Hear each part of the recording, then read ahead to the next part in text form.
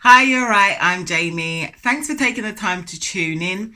On today's video, I'll be talking about the best option to manage a miscarriage, or the options that are available to you when you have a miscarriage. I've had a few procedures and I'll be telling you about them in today's video. You'll be glad to know that today's video is not going to be a long one. I appreciate you taking the time to listen to my stories, but today is going to be a shorter video. If you have time and you can grab yourself a cup of tea or put me in your ears whilst you're doing the hoovering, then check out my miscarriage stories. I'll leave a link to those videos up above or in the link below. So there are 3 types of miscarriage management that you can have, and as I said earlier, I've had 2 out of those 3 options. The first one is an expectant miscarriage, and this is the one that is favoured by medical professionals because it's the most natural.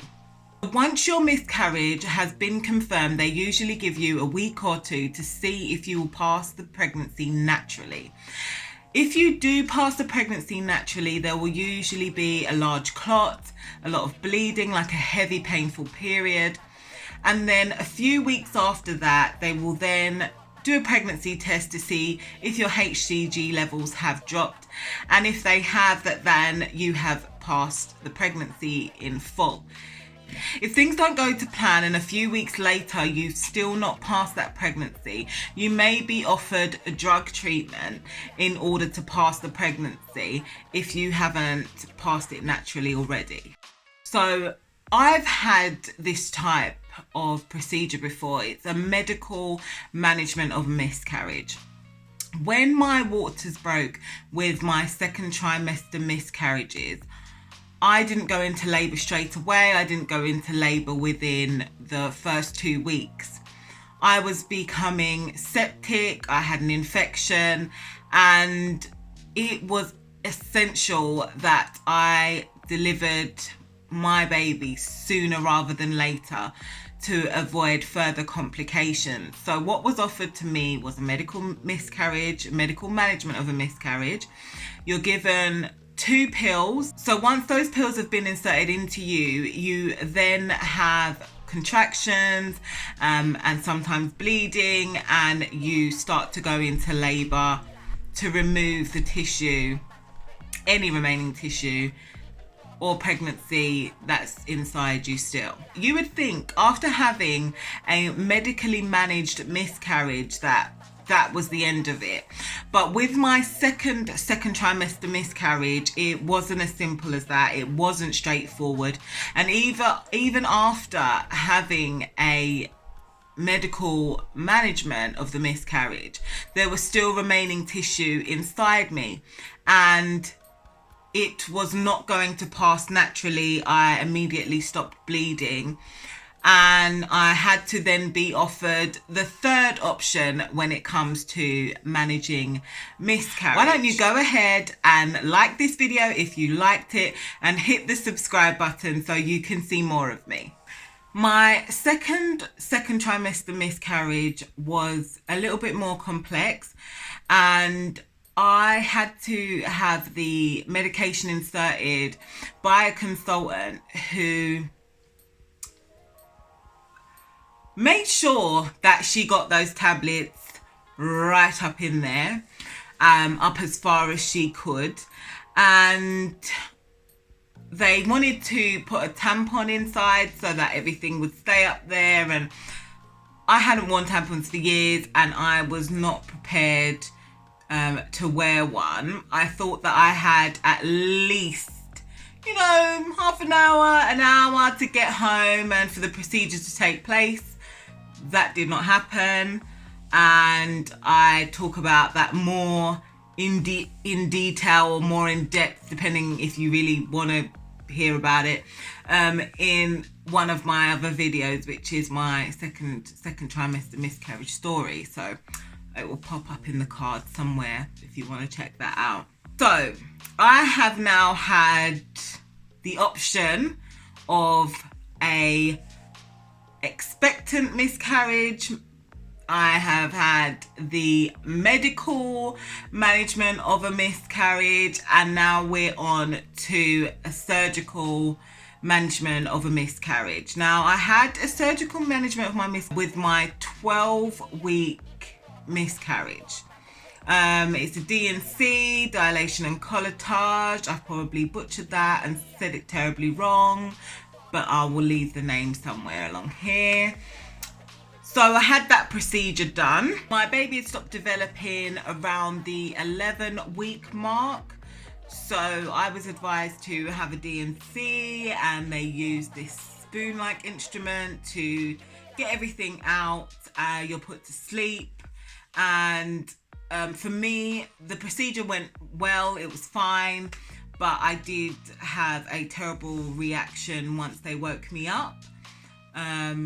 But the procedure itself went ahead without a hitch with my 12-week miscarriage. After being traumatized in my second trimester miscarriage with the medical tablets being inserted and the bloody massacre that occurred afterwards, I still had remaining tissue, which meant that I needed to have that surgically removed. So an appointment was made for me to have the procedure, but because nothing in my life ever goes to plan, I didn't end up turning out for that procedure. I actually ended up hemorrhaging and ended up having an emergency D&C. And in that emergency D&C, they couldn't stop the bleeding, so they inserted a balloon to stop the bleeding, which they removed the following day. But the procedure was done with, so I was obviously put to sleep, but they did it with a scanning machine so they could make sure that they got everything out. This is after having the other two procedures and them not working as effectively as they could. Surgery seems to be the last resort.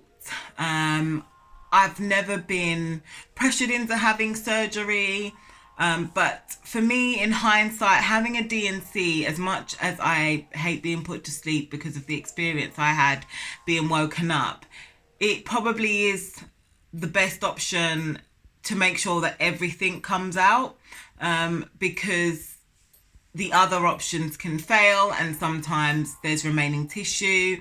And after my experience of hemorrhaging, losing 2 litres of blood and having 4 blood transfusions, I will probably always think that a D&C is a more suitable option. In an ideal world, everything would pass naturally and you wouldn't need to have any surgery done, but sometimes that doesn't go to plan, and a D&C is there and is an available option to ensure that you get everything out. And that's something that I hope that I don't have to go through a miscarriage again, but based on my experience, I would have a D&C again rather than trying the first 2 options, just because sometimes there can be remaining tissue and you can end up down the surgical route further down the line with more complications anyway. In reality, there is no best option to manage your miscarriage. The fact is that your body will decide what procedure that you have, and it doesn't come, there's nothing you can do to control what happens. So the reality is that these terms are used by medical professionals, but in reality, nature does what it wants to do. That's why I'm sat here next to some nature. Nature will always dictate what type of treatment you end up having when it comes to your miscarriage. And if you have the option to make a decision as to what management of your miscarriage you should have, make an insightful decision, make a decision that is right for you, make a decision that is safest for you and your situation and your mental health. Talk to family, talk to your partner, and make a decision that's right for you. My experience doesn't have to be your experience, and it's just worth knowing all the options available to you. That's why I made this video. It's just purely to let you know what is available and share my experience of it. If you're concerned about anything, you feel funny, my advice is to always push for scans, push for tests. Tell your doctor, tell your midwife, bug them if you have to. If you don't feel right or something feels off, let them know. Let it be that you bug them or there was no reason, that you, at least you know. You know, for me, if I hadn't bugged and nagged the early pregnancy unit consultants and midwives, I would have never known that I had remaining tissue, and maybe eventually it would have passed, but who knows, that could have led to infections down the line. So never be afraid to push for tests that you think that you need if you're not feeling 100% or something feels off in your body. You know your body better than a doctor can. If you or someone you know has been affected by baby loss, I hope that you remember to send them my playlist. Playlist is a bunch of information as well as my personal miscarriage stories. I share them so that people don't feel that they are alone when going through baby loss.